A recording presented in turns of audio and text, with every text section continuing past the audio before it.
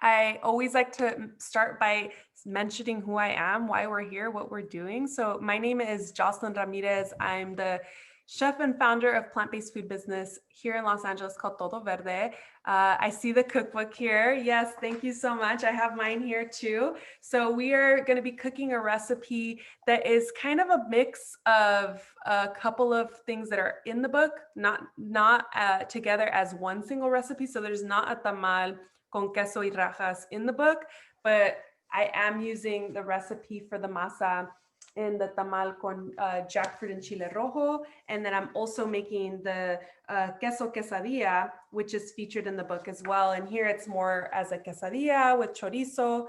So I'll be pulling from those two recipes today to make our tamales.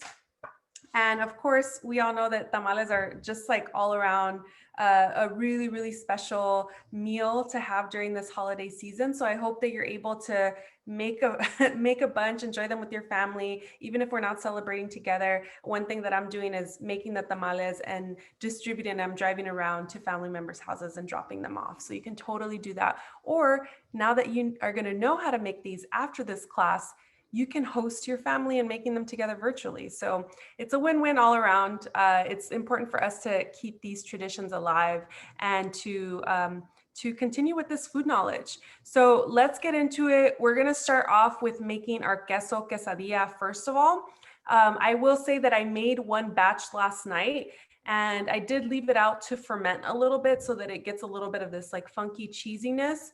You won't have the time to do it today if you're gonna be making the tamales right now. So if you're gonna go through the whole process right now, then your cheese won't have that time to really get that kind of like funky fermented flavor. It's totally fine, but just note that next round you make it, test that out and see the notes and the flavor differentiations that you sense with that process. So for our queso quesadilla, it's a really, really simple recipe. You're gonna find that, OMG, I didn't realize making vegan cheese was this easy.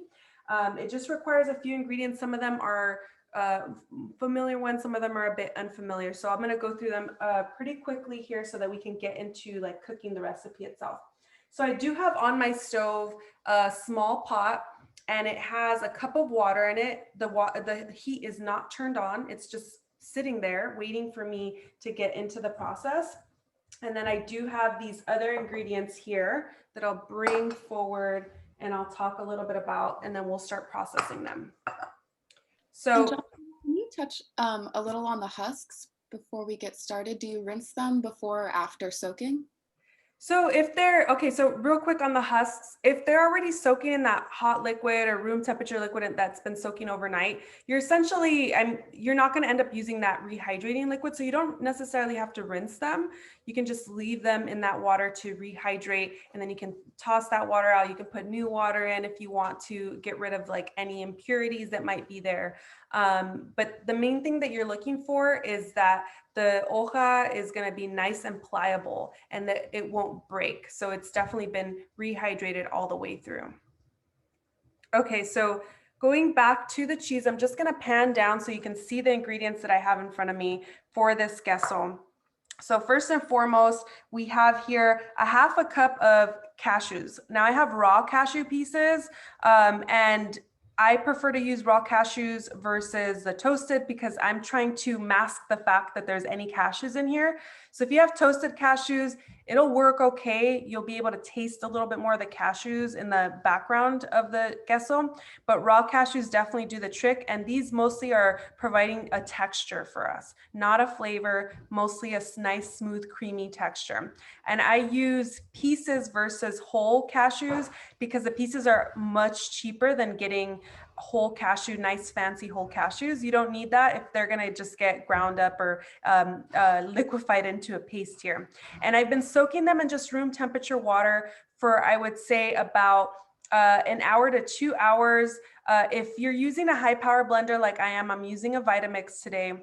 You can soak them in warm water for at least 30 minutes and it'll give them enough pliability to be able to really smooth them out in the blender. If you're using a regular home blender, you definitely want to soak them 2 hours overnight, just because your blender will struggle a little bit more to make sure that they blend nice and creamy smooth.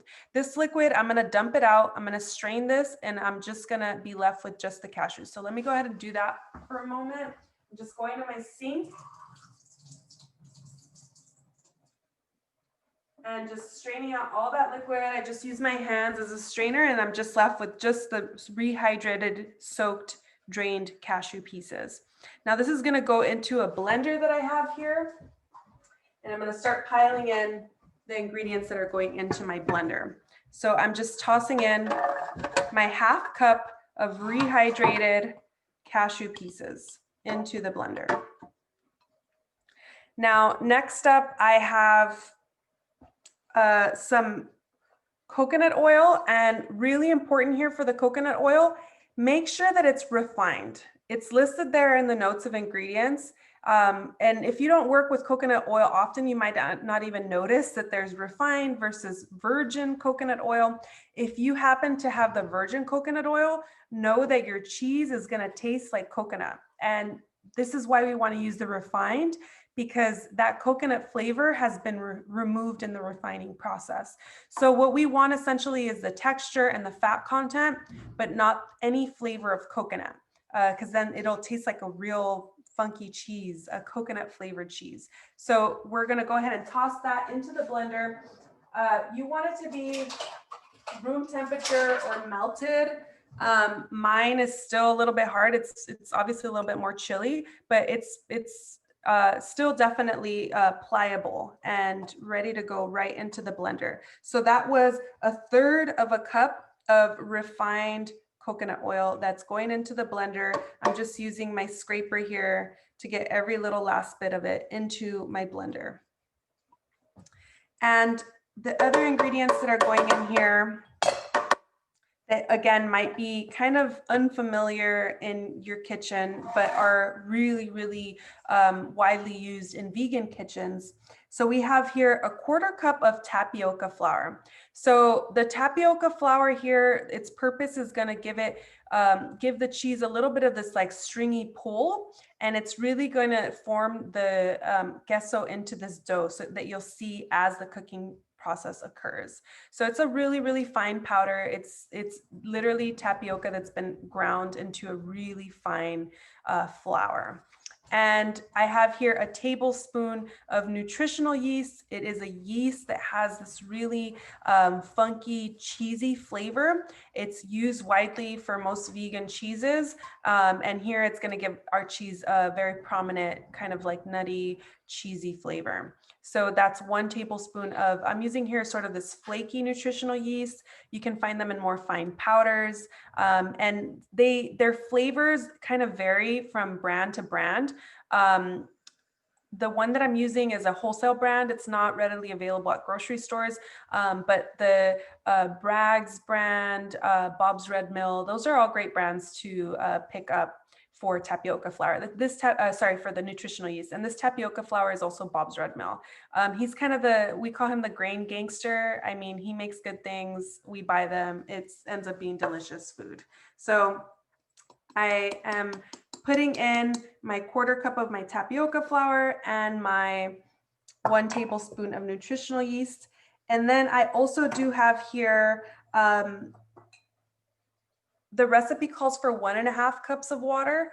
So it's divided. This is just 1/2 cup that's going into the blender. And remember that I have a pot on my stove, which we're gonna move over to in just a moment. And that has 1 cup in it. So 1 cup is on the stove. It hasn't been turned on yet. And this is 1/2 cup that's going into the blender. Jocelyn, can cornstarch be a substitute for tapioca powder? That's a great question. Cornstarch serves a different purpose. That's more of like a thickening agent, where tapioca flour, you're going to see in this process of cooking how it really forms this into a cheese. So the cornstarch will help to make it a block of cheese, but it won't kind of give it a little bit of that pull that the tapioca flour provides. So you'll be able to get away with it, but it's going to be definitely a different textural component. And then I wouldn't know exactly how much of the cornmeal to add in there. So you'd kind of have to play around with it. Maybe the equal amount will be fine. it might require a different amount. So I'm just gonna bring this over to my blender base, and I'm just gonna blend this until it's super smooth and creamy. And then I'm just gonna set it aside to get the rest of my cheese process going. So I'm just putting the lid on. I love Vitamix because it also has this tamper that I can use to scrape down the sides. If you don't have this, you can definitely blend, stop your blender, use a spatula to scrape down the sides, put the lid back on, turn it back on, and keep going.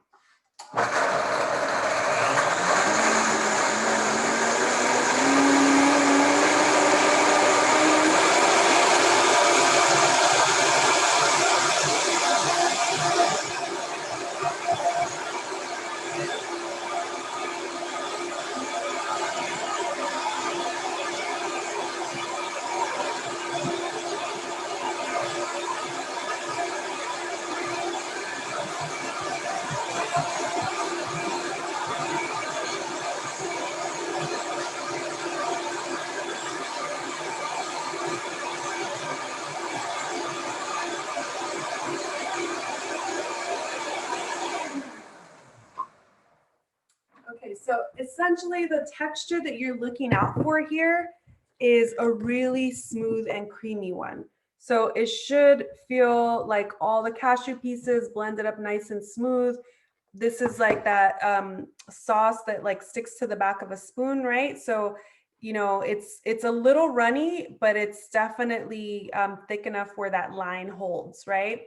So that's the texture that you're looking for. And this is just going to be set aside as we get the rest of our cheese going here. So we're gonna move over, or actually before we transition over to the stove, I wanna just talk about agar here. And so the two most typical forms of agar that you are gonna find in grocery stores are these two. So this is probably the one that you'll find at most of your health food stores. It's a really, really light, flaky agar. It almost feels like a really light kosher salt. If you were to like sneeze, it'll just all blow away. It's really light. And then you'll also find this fine powder agar, and this is a lot more dense and heavy because it's been ground down to a fine powder. So when you're alternating between different types of agar, other types might be like, some people can find it in a block. Sometimes you can find it at Asian grocery stores in these noodle shapes, but it's agar. This is a vegan gelatin. It's made out of seaweed. It comes in all these different shapes and sizes. And the different shapes and sizes have different potencies. So if I were to use a tablespoon of this, I would definitely use much less of this because this is more fine and it's a little bit more powerful. So for example, for this recipe, if I'm using this flaky agar, then I'm going to use 2.5 tablespoons, 2.5 tablespoons of this. And if I'm using this fine, more potent agar, I'm only using 1 3/4 teaspoons. So it's much less. But if you're weighing in grams, then the grams are consistent. So 5 grams of this or 5 grams of this. So that's the weight, right? If you were using the noodles or the block, you would weigh 5 grams of any of it. But not everybody weighs in grams when you're cooking. Most people use measuring spoons and measuring cups. So again, this is 2.5 tablespoons of the powder. And if you have the fine powder, so this is flakes. And if you have the fine powder, you're using 1 3/4 teaspoons. So I'm going to use this fine powder. This is what we use with todo verde because we get it. This is more expensive, and this you can get wholesale for a lot cheaper. And that's what we use for todo verde. So I'm going to go ahead and use our fine powder. I'm going to head over to my stove now. So you should be able to see a big pot, little pot, and I'm going to start working with the little pot first. And so again, that's that 1 cup of water that I already had measured out. And I'm just getting my measuring spoons handy here. And I'm just going to measure out my 1 3/4 teaspoons. I don't want to pack it too tight. I want to make sure it's just that amount. 1 3/4 teaspoons. So I'm Justin, using a 1 top teaspoon, of half your teaspoon head. measurement, and a 1/4 teaspoon. Oh, and I'm talking too low now, right? We can hear you. If you could speak up a little bit, that'd be good. But Okay. we have a question. Off the top of your head, do you know if agar flakes have carrageenan in them? They shouldn't. It should be just agar, but let me double check here the ingredients. Yeah, it's just seaweed, tengusa, on a ogonori. So no, it doesn't have these other ingredients. It's typically just the seaweed itself that's either ground or flakes. Jocelyn, this is Tisok. My question is, carrageenan is typically, my understanding is it's a part of like the seaweed, but not all seaweeds. So it's not an additive that you add; it's a part of what's in it. But I guess I'll just research that because that was my concern with agar. Okay. Okay. Yeah, I'm not familiar, so I haven't researched to see like what's in the properties of the seaweed. So if you find that information, please send it my way so I can look into it a little bit more.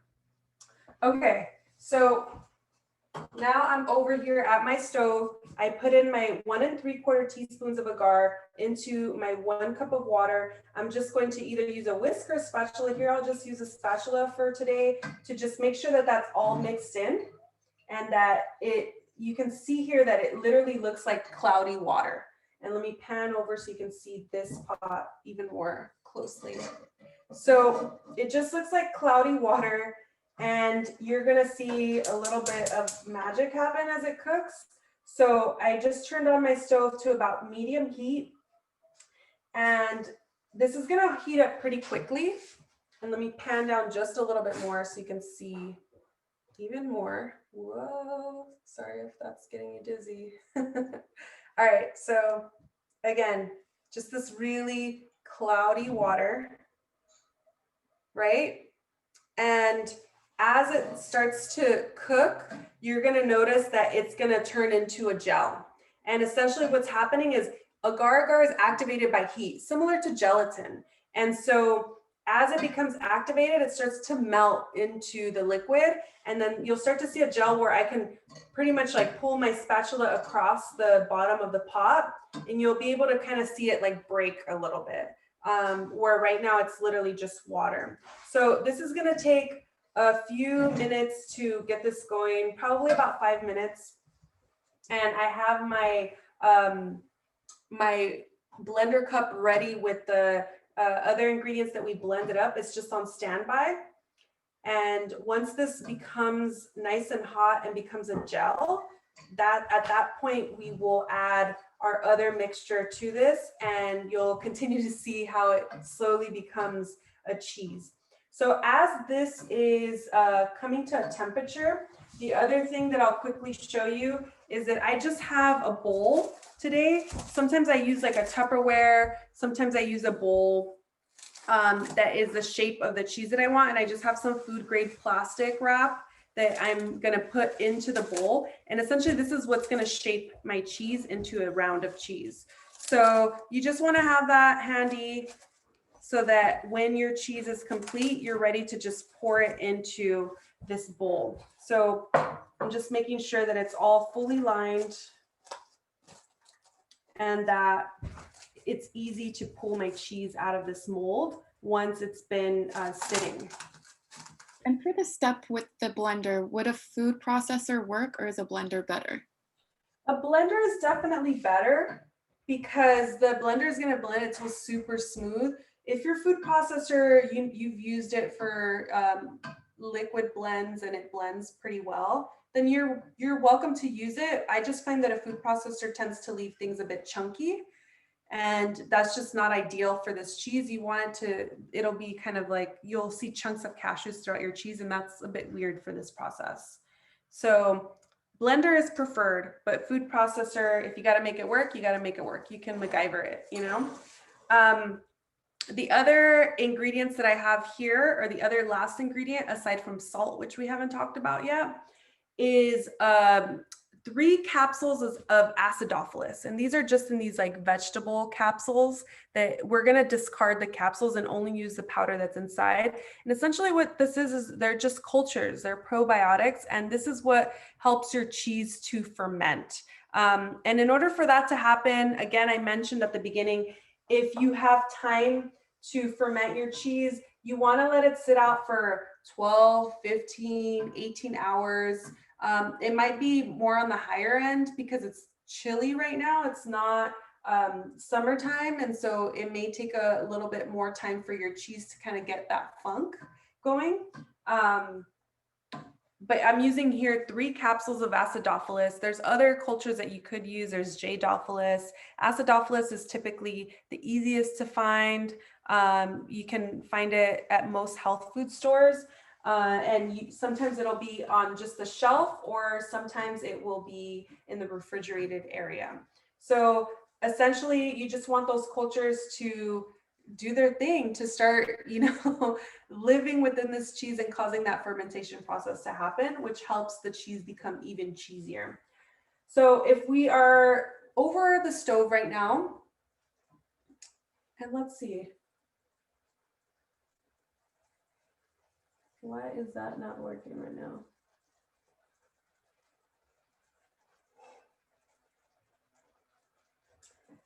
I don't know why my phone is right now giving me an option to add Siri. I don't want to add Siri. Let me lower this temperature.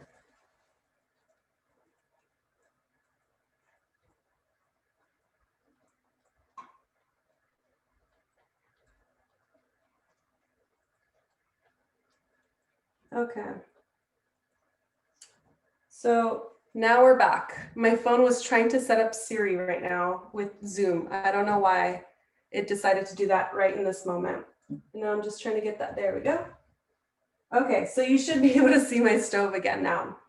So check this out. I lowered the temperature just because I was like playing with my phone, but again, it's like on a medium, low heat. I'm kind of alternating, but check out how this has thickened. See how this is coating my spatula right now. Let me get a little bit closer here. So this is coating my spatula. It's definitely started to gel up. And again, this whole, you can see for just a moment, it's like breaking through the center as I run my spatula through the center of the pot. I can start to see that it's kind of breaking through. So this is the consistency that I'm looking for. I'm just gonna let this go for about another 30 seconds or so before I pour in my other mixture that's in the blender ready to go. And when you're using the agar flakes, you'll see that because the flakes are larger, that you can actually see the flakes in the water. And then when this process happens, they've melted. With the powder, it's harder to see the melting process because it's already so fine. So right now, I'm just gonna lower my temperature as I grab the other ingredients out of the blender. And I'm just gonna make sure that I scrape that blender really well. So I'm just turning this to low heat. You can see that bubbling that's still happening there. I'm going to scrape my tamper down with my spatula, making sure that I get every little last bit of that cheese mixture into my blender cup. And then let me bring my blender cup over to the stove. And I'm just going to carefully pour this into my into my pot. And then use your spatula to scrape everything out. Make sure you get all that goodness into the pot. This is why I just turn it down to low heat, because I want to make sure that I am not going to burn anything as I'm like tediously trying to get everything out of my blender cup.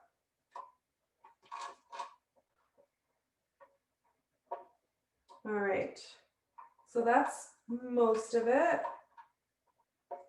Let me get just one more little scrape here. All right.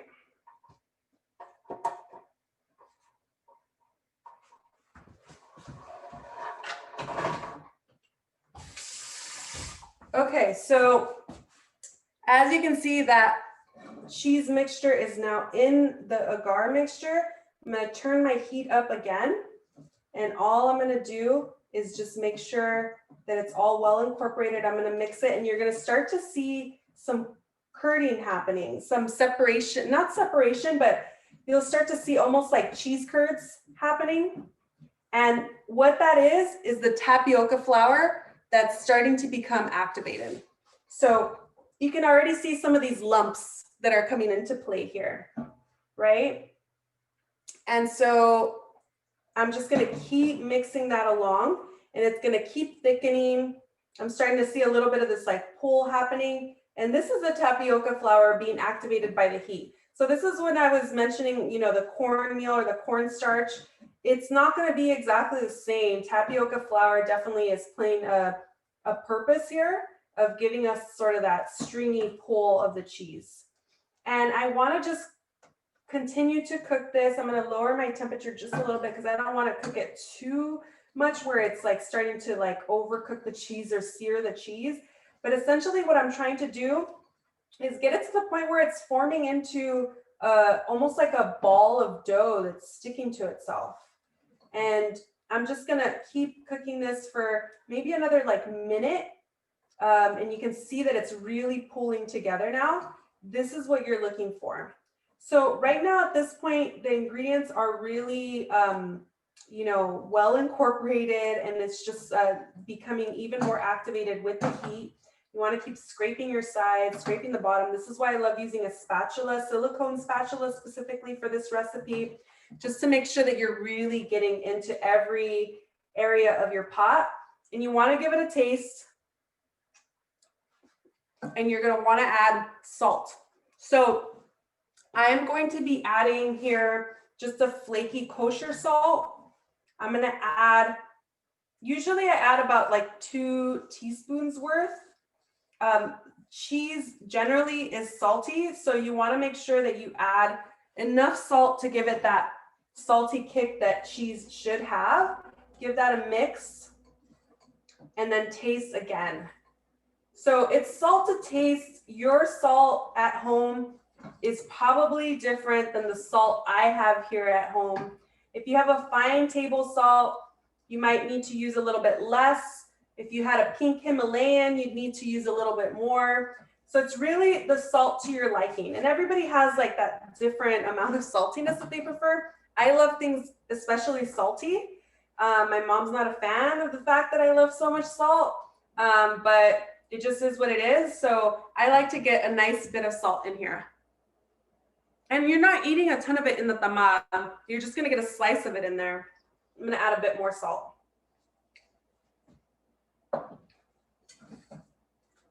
And again, right now I have this on low temperatures. I'm just like adjusting my salt amount, mixing that in. And I'm essentially just kind of folding it all together. You can see it's really pliable. It's like this weird funky dough. Give that another taste. And that is good to go. That has like a nice little salty kick to it. That is just right. So I'll just give this about another 30 seconds or so. It's like, again, on like a medium low heat right now. And once that is, I feel like pretty well melded together, I'm gonna turn off my heat. And one thing that I try to avoid here is if you start to overcook this too much, you'll start to see that the coconut oil will start to separate from the rest of the cheese ingredients, which you don't want. So, you know, you want to just cook it until it's all well incorporated, but not until you're starting to sear it and see some of that coconut oil, you know, wanting to like separate from everything else. So at this point, what you would do is if you want to go through that fermentation process, you can go ahead and drop in the powder from 2 to 3 capsules of your acidophilus, just the powder, not the capsules. And I throw this in at the very end because I'm not trying to cook these cultures, you know, I'm not trying to like cook them at high heat or anything like that. You just want to get them in at the very end just so that they survive the process of getting into the, you know, fermentation of the cheese. So they're just at the very end. And I'll go ahead and mix that in. My heat is turned off once again.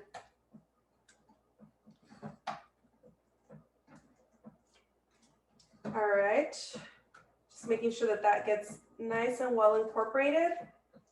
And then I have my bowl here that's lined with plastic. So I'm going to bring this over to my cutting board. I have my bowl here that's just lined with that food grade plastic wrap.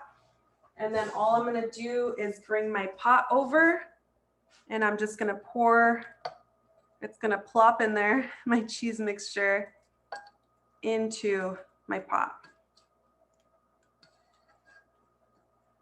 And you want to let this breathe. So, you know, it does have the plastic. I'm going to use the plastic to fold over and just kind of pat it down to get that flat bottom of the cheese. But I'm going to open it back up because you want to make sure that if you are, especially if you are fermenting this cheese, that it has room for or air access for the cultures to breathe. So that is all going in. And then, like I was saying, I just use this to help me kind of like pat it down, make sure it's flat as much as possible. Get it into, you know, even across the bottom. That didn't have plastic on it. There we go. And then just leave it open so that it can breathe. So that is the process of the cheese. You can see that it's, you know, once you make it a few times, you're like, wow, this is so easy. Last night I made it in like 15 minutes. Let it sit out. And then once you start to smell a little bit of that cheesiness, that kind of like that ripening that's happening with the fermentation process, you want to pop it in the fridge. You want it to sit in the fridge.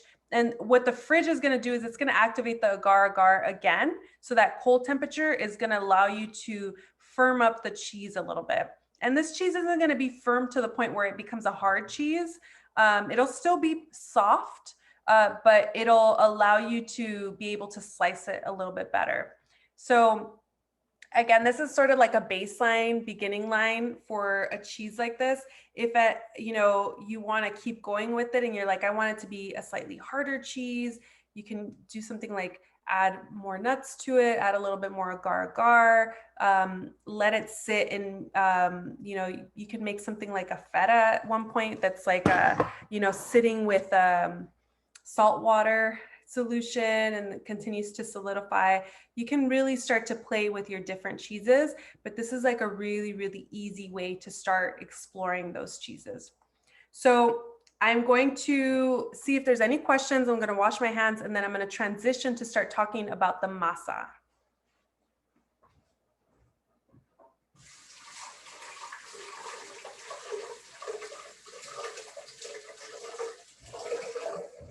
And Jocelyn, could you repeat how long it should sit outside before we put it in the refrigerator? And what would the minimum time in the fridge be?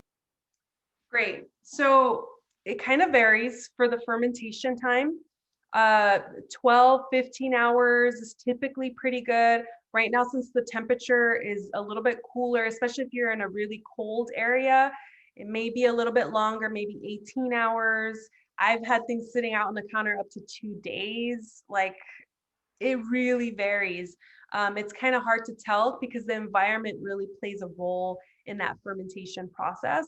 But if you give it a good 12 hours, 15 hours, you should start to feel a little bit of that. And then it's really at that point up to like how much you want to really allow the fermentation flavor to continue to flourish, right? Before it like starts rotting, because there's a fine line of fermentation. You don't want things to just be sitting out for days.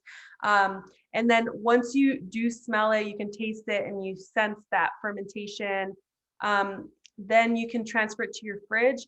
And I would say, you know, 2 hours, 4 hours are good times to really allow that to set really well in your fridge and to hold. Obviously, if you cut it open the next day, it's going to be even better. So if you had it fermenting like, you know, one full day, or if you made it one night, let it sit out that whole next day, you put it in your fridge at night and let it sit overnight in the fridge, that's great. You're going to have a really set cheese. So moving on to the masa. So I have here, let me get my ingredients all sorted out here and transition this out. And that means that, like you were saying at the beginning, you can use the cheese today if you want to make the recipe today, or you can let it sit if you want to have all those flavors meld together, right? Absolutely. So really up to you. You can definitely use the cheese today and it won't have as much of that like fermentation funk. But you know, we make cashew cream for todo verde, for example. You can add like a little dash of like lemon juice that helps to give it some sort of like tanginess, to make it feel like it's gone through some sort of like a fermentation process. So you could do something like that in a pinch to just get that tangy flavor in there. And mostly like what you want is definitely like that cheesy texture in the tamal if you're not doing the fermentation, that nice salt kick, the little tanginess, and then throw in plenty of the chile slices, the poblano peppers, which we'll talk about a little bit more. So yeah, up to you whether you want to wait or keep going. So I need to heat up some water in a hot water kettle that I have behind me. And let's talk a little bit about masa harina and the other ingredients in this tamal recipe. So I have here 3 cups of masa harina, not to be confused with cornmeal or other corn products. Masa harina here in this bowl, I'm using Bob's Red Mill again, the grain gangster.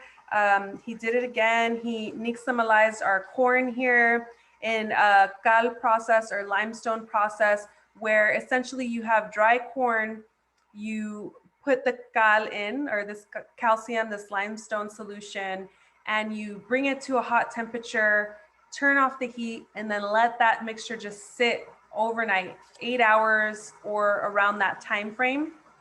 The next day you will wake up to this corn where when you give it a rinse, you can really start to remove the exterior shell, the exterior husk of that corn.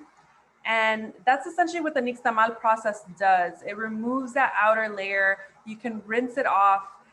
You need to rinse that corn really, really well. And then you can go to the process of grinding the corn to then prepare a masa for tortillas or to make a masa preparada, which is what we're gonna do for the tamales. Now, when you buy the dry masa harina, they have already saved us hours upon hours of time.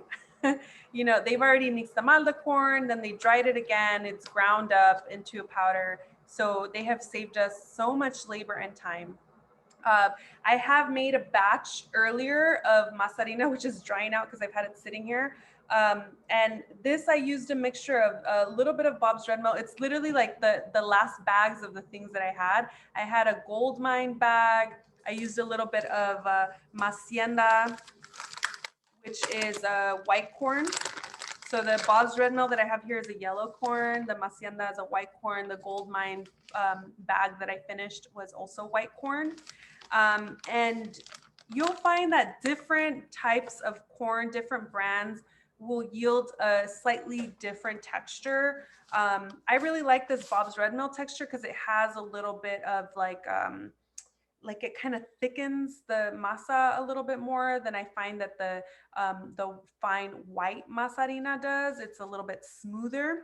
And the tamales end up being a whole lot softer. So you find the masa harina that you prefer for this recipe. And the last thing I'll say about this is when you're buying masa harina, make sure that the ingredient list is literally just organic corn and hydrated lime, trace of lime, like that's it. It shouldn't have all these other things. So if you have maseca at home, you know, and that's all you have on hand, fine, you can use it, but that's definitely not a brand that I would use. You know, so you want to try to find something that doesn't have all the other preservatives. Some people also buy like the Masa preparada harina from Maseca, and it has like all these preservatives and things in it. Don't go that route. Just really stick to the pure organic corn option. And I've measured out 3 cups. When you're measuring out any flour, you want to use a cup measurement and like pour the masa into the cup measurement. You can kind of tap it to make sure that it's all settled in there. But you typically don't want to use a measuring cup and bring it into the bag and compact all that flour, because you're going to use too much of the flour and you're going to yield like a more dry batter or masarina or like whatever it is that you're making.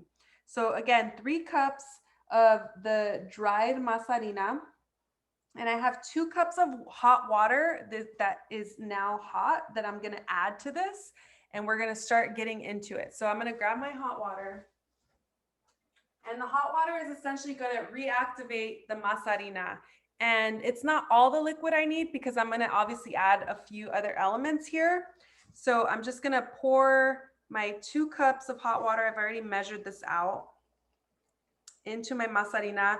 I might need more, but we'll wait and see how this is looking.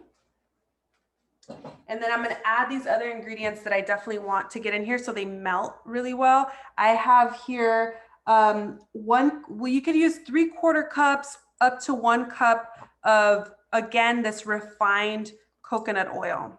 So this coconut oil that does not taste like coconut, essentially this is replacing our lard in the typical tamal recipes that you see out there. And can you corn flour in replacement of the masa harina? no, so that was the whole, you know, the whole conversation about like why masa harina is so specific, because it's gone through the nixtamal process. So you definitely want to use masa harina and not corn flour. If that's all you have on hand, I mean, you can play around with it, but the flavor will be different. I have here 4 tablespoons of vegan butter that I'm adding to the mixture. I'm getting all of that out. I also have here 2 teaspoons of baking powder. And I can already hear that sizzling and getting activated. And I also have here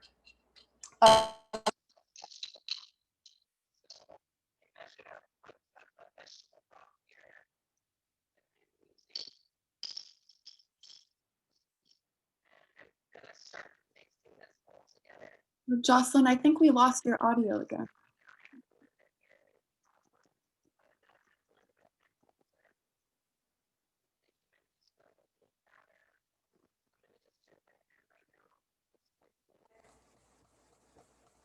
trying to get everything really well incorporated, making sure that I'm scraping the sides of my bowl and getting everything really worked in here.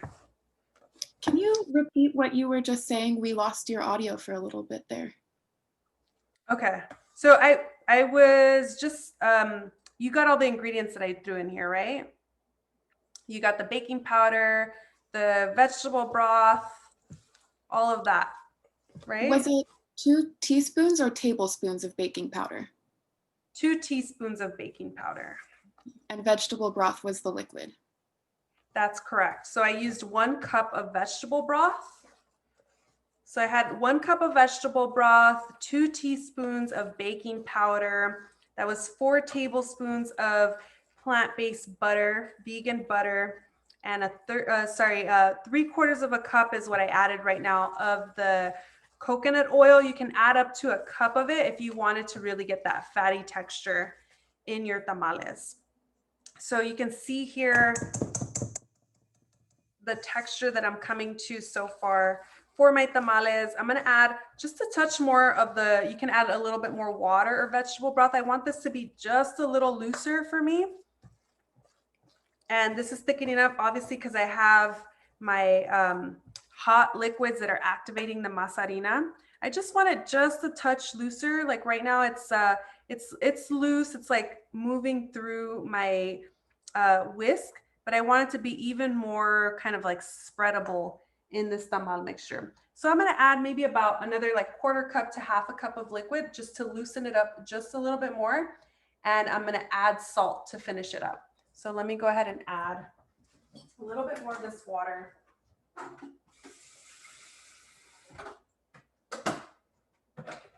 Just going to heat it up so that it's nice and hot. And I'm going to add a few pinches of salt here. You want to give it a taste to make sure that the masa has that nice kind of well-rounded flavor. It doesn't need to be overly salty, but you definitely want to make sure that you salt it so that it has, you know, that nice roundness, that nice fullness, that body of flavor that salt provides. All right.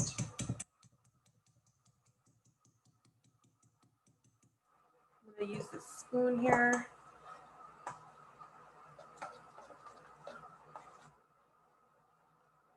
Give this a taste. That is really good. Add just another touch of salt.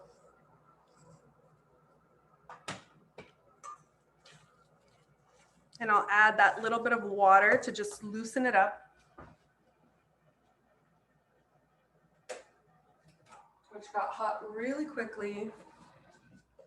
So just another touch of water. This is a little bit of that like tanteando process. So it's like about 1/4 cup or so of water. And I'm gently gonna just mix that in.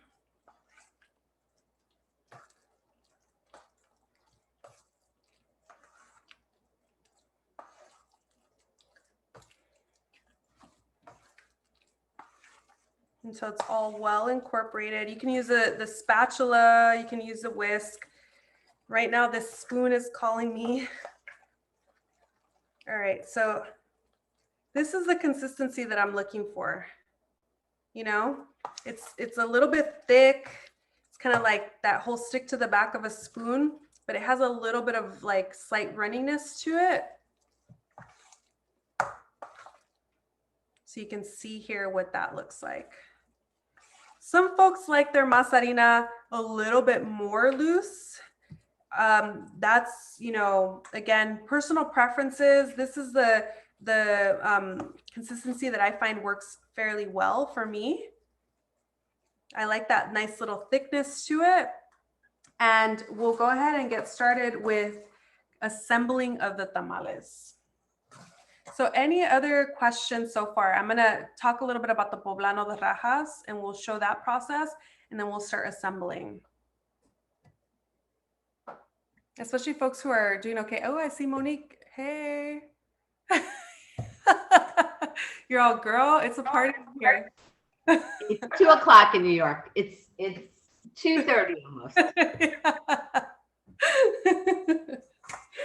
All right, let's talk a little bit about the poblano peppers. So I already went ahead and fire roasted all of my poblanos before class. If you've never fire roasted poblanos, it's really a simple process. All you need to do is turn on your flame if you have a gas burner stove or if you have a grill outside, and you just literally put the chiles over the open flame. You want to char them until you see this nice blackened skin that you can take off really easily. And once they're all charred, put them in a bowl. You can either cover them with plastic wrap if you want, or what I did is I just used a lid from a pot so that I wasn't using so much plastic. And I just covered them with that pot lid, and you're essentially just sealing in the steam. And what that steam does is it allows for you to easily remove this exterior skin that has been charred. And so all I'm going to do is use my hands to just remove all of this skin from the chile. And I have seen so many people work with poblano chiles. Obviously, they're an ingredient that we use a lot in Mexico. And, you know, people use them from everything from, you know, pipianes and sauces to chiles rellenos and many other dishes. And I've seen people peel them, rinse them, just use them as is. I'm here to tell you that I personally believe that you should never rinse these. Like some people might be like, oh, I want to rinse it so I get all the little bits, you know, under running water to remove it. I think that that is removing a layer of flavor. It's like as if, you know, you were to grill, I don't know, like say you grilled a piece of meat or a piece of tofu or something like that, and it got little black bits on it. And then you're like, let me run that piece of tofu or meat that I just cooked under running water to get all that off to clean it. When you eat it, it's going to taste bland again. I want this smoky charred flavor to really like remain really permeated into the meat of this poblano pepper. So I'm just cleaning it enough to get most of that off. And then I am going to remove the seeds from this chile. You can see that it came off pretty quickly. I didn't rinse it. I still have a little bit of this like black residue. It's mostly on my hands. I can give my hands a rinse. And then I am ready to start working with this chile. So let me remove that. I'll just work with these two for now. Let me give my hands a rinse.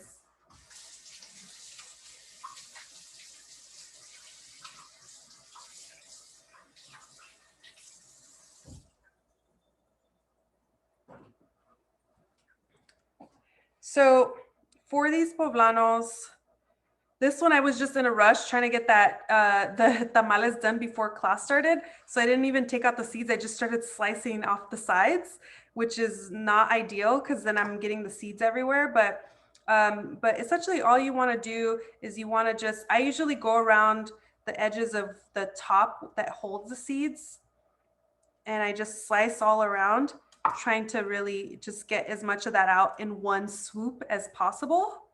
And then you want to discard that and scrape out as many of the seeds as you can.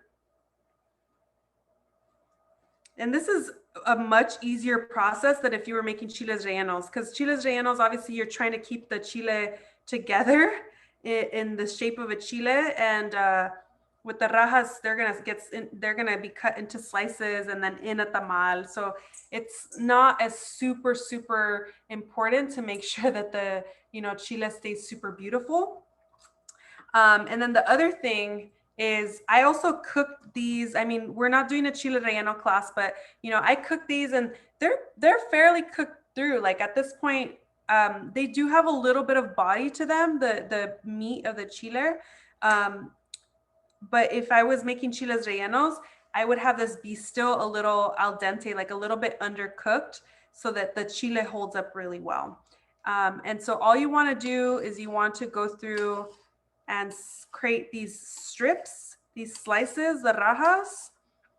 And these may be a little long. I'll cut them in half just so that they're not, I'll cut them in half lengthwise so that they're not super long tiritas of chile. So here you have just these slices of rajas.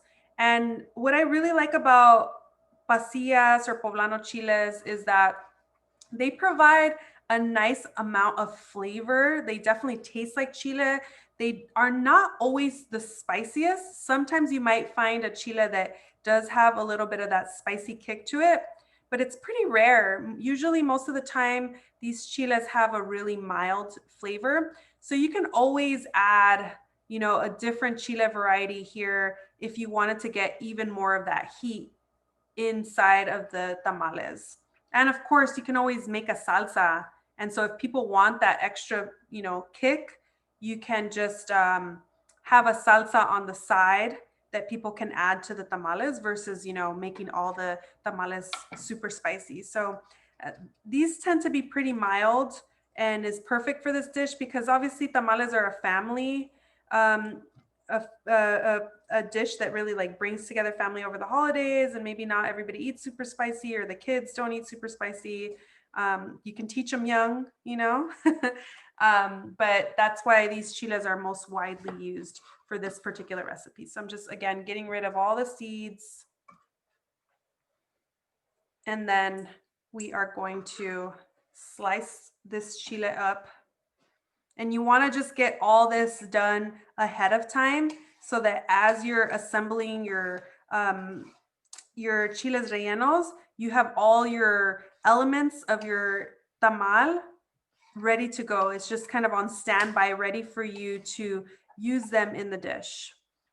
And the amount of rajas or slices that you add to your tamal really depends. Like right now I'm cutting about a 1/4 inch in thickness for these rajas.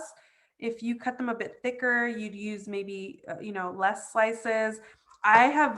Because I work in food, I've been that strange person who will literally like count. Like I'll count, oh, okay, I just sliced, 20 slices and I cut them in half. So now I have 40. And if I'm making this many tamales, then I could use, 4 pieces of rajas per tamal. I'm that crazy person, y'all.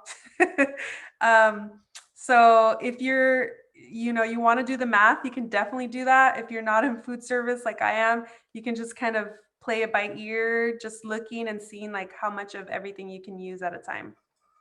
So now I have my rajas ready. I am going to pull my cheese that I had made last night out of the fridge, and then we'll start assembling here.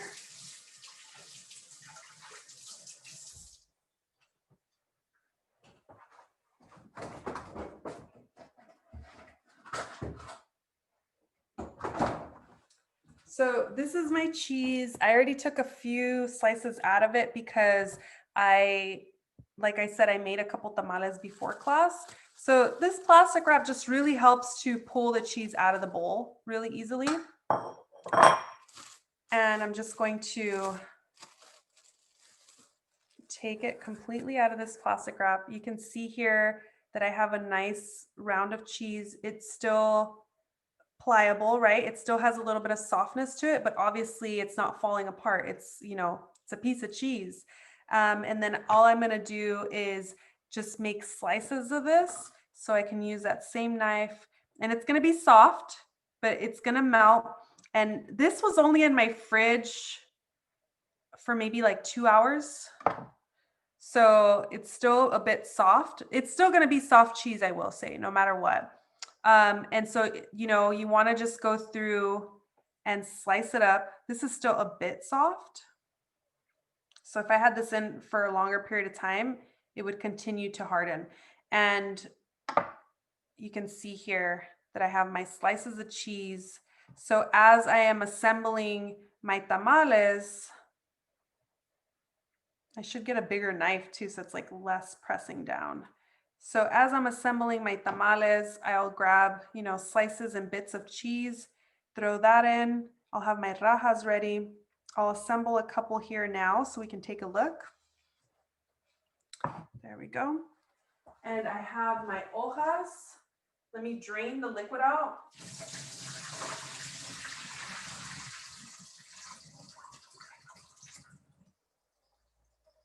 So I started soaking my hojas last night, so it'd be just one less thing I'd have to worry about this morning. I just soaked them in room temperature water this morning. I also put a bowl on top. So I just had them in this bowl filled with water.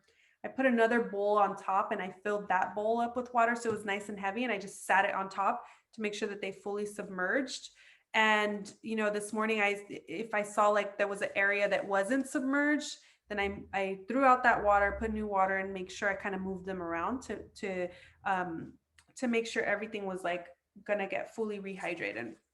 So for the hojas, a couple things. If you're new to the tamal making game, if you have not had to go through this every Christmas for your childhood of and you start out, you progress, right? Like you might start off with just picking the hojas as a kid or soaking them, and then later you progress to start embarrando las hojas, which is putting the masa on the hojas, and then later you can stuff them. Later you progress to rolling them, and then one day you're cooking them. And so it's, you graduate every year to the next level. So one thing you want to know is obviously these are corn husks and they have a natural curve to them because there was a piece of corn inside, an ear of corn, and you want to work with the hoja in the shape that it already comes in. So you're not going to try to go against the curve. You're going to try to go with the curve, and the inside of that curve is where the masa will go.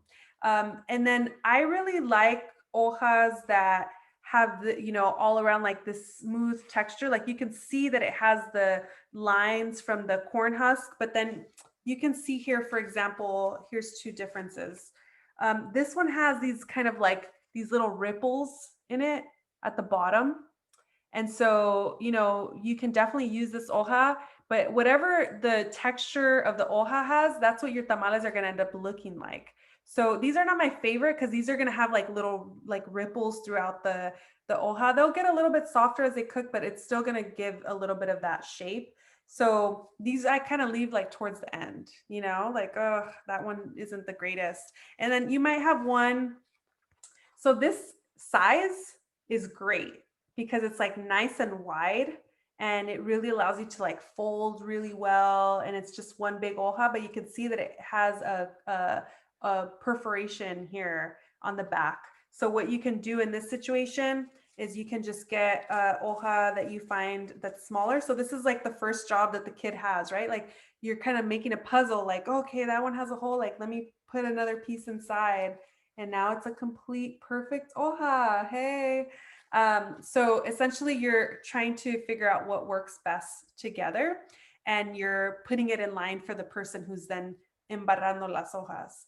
So the other thing is, if you do have a really narrow, like this one wouldn't be good to wrap a whole tamal by itself. It's just a little bit, you'd have a super teeny tiny one. So what you want to do is you want to grab another one that is maybe just a bit bigger, and then you want to place them kind of staggered. And I like to make sure that that I put the masa where they are staggered on the inside. So it's kind of acting as like a little bit of like a glue, if you will, to make sure that they stay in place together, and then you can wrap them up. So these have been soaking, right? So they're like dripping with water still. So you want to just make sure that if they are dripping, make sure that you pat them down slightly so that you don't have too much excess water in the process. So I'm just going to grab a towel. I'll pat them down. So I'm going to pan down and we'll start assembling here. Let me make some space for myself. So all I'm going to do is I'll use this, the one that was like, let's see, where's the perfect one? Here we go. So this was the perfect one that had that perforation through it. And I'm just gonna use my towel to just slightly pat them down so that they're not dripping with water. And then they're still gonna be moist, obviously. And then I'm going to get some of my masa harina. This is another trick right here, is if you have a measuring scoop, looks like an ice cream scoop, but this is a 2-ounce scoop specifically, so it's meant for measuring. You can literally get really consistent with it, where you can just scoop the 2 ounces in there, and then you can use the back of a spoon or your hands to spread it out. So the amount of ounces that you add to the hoja, again, is a personal preference. 2 ounces will make a kind of small tamal. 3 ounces will make a medium. 4 ounces is large. So if I added another whole 2-ounce scoop to this, now I'm making like a fairly large tamal. So it's up to you if you want to make them all a consistent size, or if you want to kind of have some big ones, some little ones, which is why it's sometimes a little bit hard to tell exactly how many tamales you will yield. You know, if you're kind of using different amounts per tamal. So what you want to do is you want to try to spread it so that you get a kind of thin consistency, or a thin layer, I should say, not consistency, a thin layer throughout. You want to try to make sure that most of your holes here are covered with a little bit of masa. About a 1/4 inch of masa across is perfectly fine. And then I like to try to create a, let me use my hands here. I like to get in here with my hands and kind of just pat it down like this. So I'm going to try to get towards, you can see that I'm putting more of my masa towards the right side of my corn husk. And that's because if I went all the way across with my masa harina, it's going to, this is going to be like wrapped on the outside. And so there's no use in having masa here, in my opinion, because it's not ever going to be like, when you open the tamal, this is going to break off, you know, and it's going to be just masa by itself. So I'll go ahead and grab some cheese here, and I'll grab a few rajas. And then what you want to do is the side that has the masa closer to the edge, I start with folding that side first. And I like to kind of like peel it off. This is just my weird vibes right here. So I peel that off and then I fold the other side over and make sure that it's like fully covered. And then I'll put that first side back down, tuck it in. And you can see here, all this doesn't have masa, right? This edge doesn't have masa on it because it's just going to be on the outside. So some people do put masa here and they just fold it over. And when you open it, there's like a flap of masa that's not touching the rest of the tamal. You could do that, but I prefer to just have it all together. And then I'm going to go ahead and roll, roll, roll. This is a big, nice leaf. So I rolled a couple times, and then I'm going to use my fingers for the bottom. I'm going to pinch. So I'm going to start where there's no masa. I could feel that it's just like air here. And then I'm going to pinch up, and I'm going to make sure that this seals here. And then I'm going to, so my tamal is open here on this side, and I like to fold in the direction of where the opening is. So all the folding is ending on one side, and this side doesn't have any folds or anything. And then at the top, you can leave it as is, or you can just slightly pinch a little bit and try to seal up the tamal, which is what I did here. When I'm cooking for todo verde, especially, I like to leave a little bit of visibility because then it'll tell me what's in it, you know? So if you seal this up completely and you cooked, you know, chile rojo with queso, with all these other ones, and they're in the same pot, you're not going to know which one's which. So if you like the element of surprise, by all means, cover it up.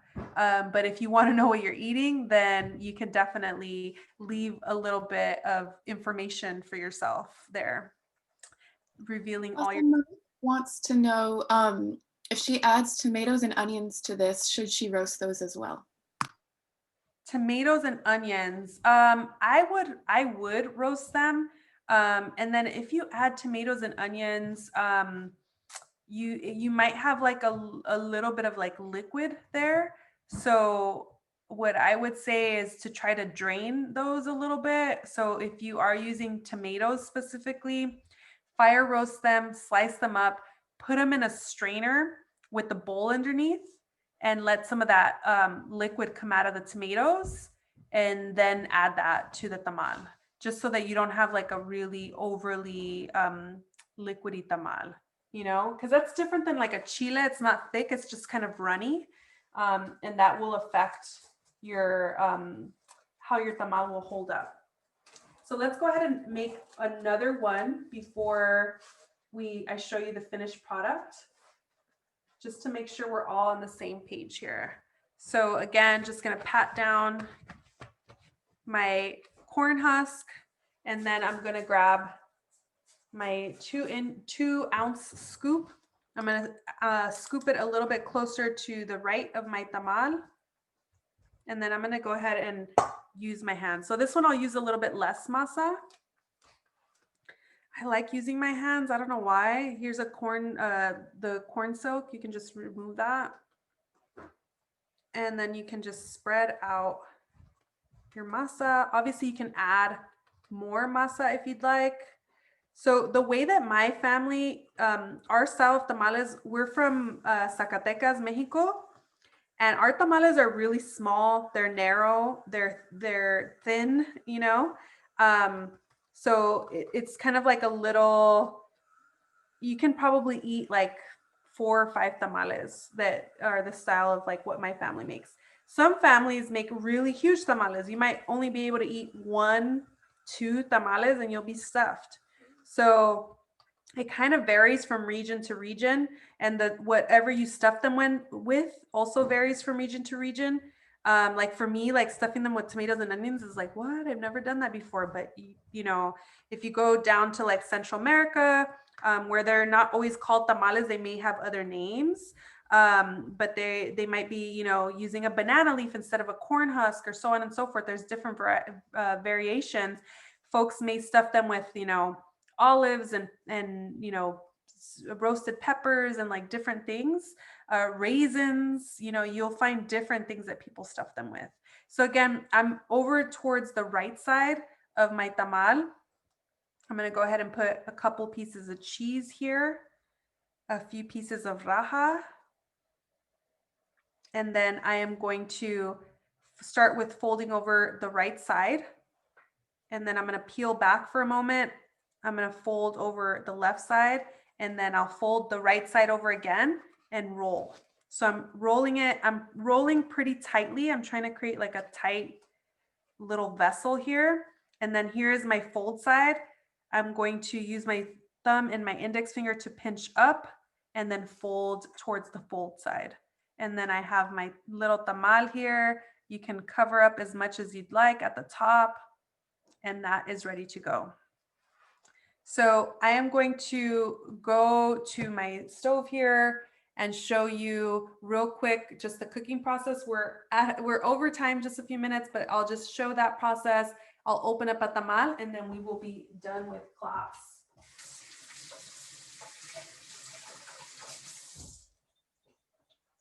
So on my stove, I have a pot here of water that has been steaming some tamales that I made at the very beginning of the class.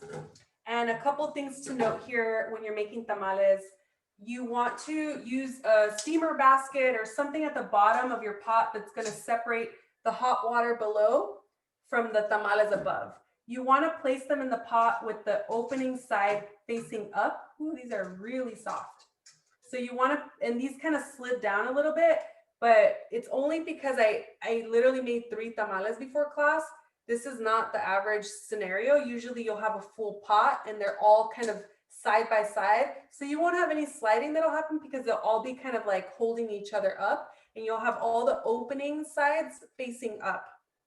And one thing you want to look out for, these need to cook for at least 45 minutes, an hour. If you can cook them a little bit over an hour, they're going to be really soft, obviously, because they are so hot and they're being cooked in water. So they'll be really, really soft. And as they're cooking, you want to have it on about like medium heat. You'll just want to look from time to time to make sure that there's still water underneath there. And if there's a low level of water, you'll want to add more water so that you don't essentially start scorching your pot, and that smoke will permeate throughout the tamales, and then you'll have burnt tasting tamales. So you want to just make sure that it's always steam, that it's always water in there that's steaming the tamales. And I'm going to grab a plate and I will take one out.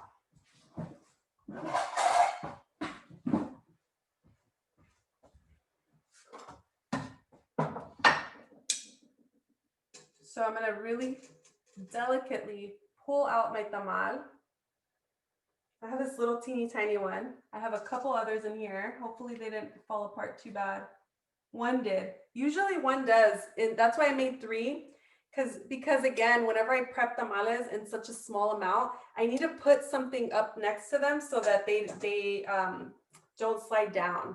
And then the other thing that I will say too, that I don't want to forget, is I did have a lid on here and it was just slightly ajar. You want to have a lid or a covering on your tamales, because then what will happen if you don't is you'll just have evaporation happening and you're not truly steaming the tamales. So you want to make sure the lid is on, slightly ajar, let it breathe a little bit, and then just check on the water level periodically. I would say every 30, 45 minutes or so, especially if you're cooking in batches. You want to just keep checking those water levels, and you can see that there'll be steam inside of your pot. Like you'll see that if you have a glass lid, that there's water condensation happening on the inside of that lid. If you start to see that that looks dry and there's nothing there, that's an indication that there's no moisture inside of the pot and you need to add more water. So you can look at that as well too. So I have my tamal here that is super teeny tiny and cute, and it's super hot, so it's going to be really soft, but as this cools slightly, it'll start to hold up even more. And I'm going to open this up, and I'll just gently flip this until I get that corn husk removed. And here we have, so essentially I end up with like a pretty clean hoja because I didn't add the masa all the way across the whole bottom of the hoja. And my tamal, again, as it cools off slightly, so this is like scorching hot, but as it cools off slightly, you'll start to see that it will solidify. These are nice and moist because we use that vegetable broth, the coconut oil. It has like that nice balance of that fattiness that you are used to with the tamal. And then obviously you can cover it with or add a little bit of salsa to it. You can add whatever topping that you would like to add to it. I've seen people add a slaw. What's really good for this is like also a Three Sisters salad, like a roasted bean, corn, and squash salad with the chipotle oregano dressing that you can use as a garnish or topping over it. And it adds a little bit more crunch and bite to it. And then of course, the moment of truth here, just getting into the tamal itself, you can see that you have this like nice steaming happening here, a little bit of the cheese, a little bit of the raja.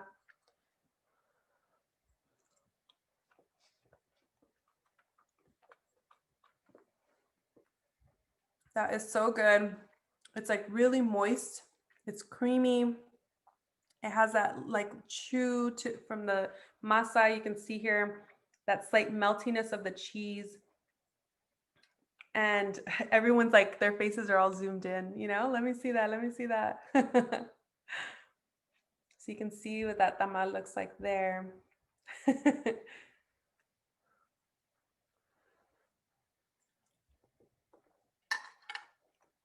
And you can taste the raja. It's not overly spicy. It has just the right amount of heat. And you can see that little kind of gooey cheese in there too.